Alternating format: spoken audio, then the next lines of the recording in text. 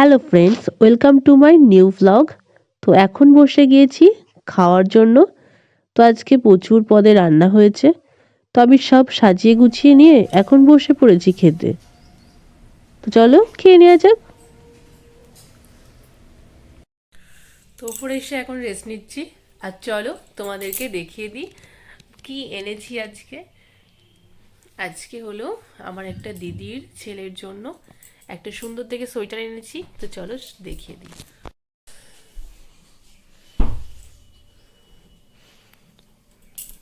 Soft.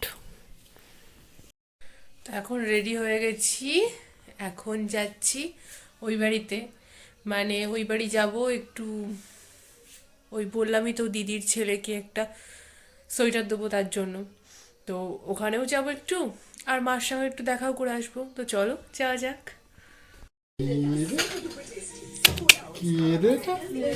এই আবার photo photo তোলা যাবে না। তো পুচকুকে দেখে চলে আসলাম। পুচকুর বয়স আমার বিয়ের থেকে পুরো 28 দিন না 27 দিন বড়। আমার বিয়ের মধ্যেই হওয়ার কথা ছিল, একটু আগে হয়েছে। তো আজকে তাই দেখে আসলাম, সেই বিয়ের সময় দেখেছিলাম ওকে। আর এখন এই বাড়ি চলে আসলাম, মা আবার কি রান্না করছে আমাদের জন্য, চলো দেখি গিয়ে। চাউমিন করছো? এখন চাউমিনটা রেডি হয়ে গেছে। মা এখন আমারটা আর প্রীতমেরটা এখন বেড়ে নিচ্ছে। আমি চলো গিয়ে দিয়ে দিই।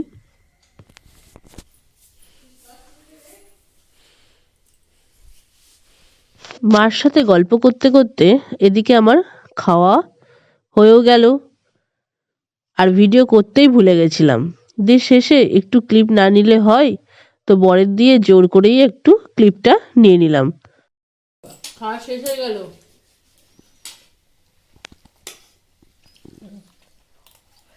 রুটি খাই, রুটি করে দিচ্ছি।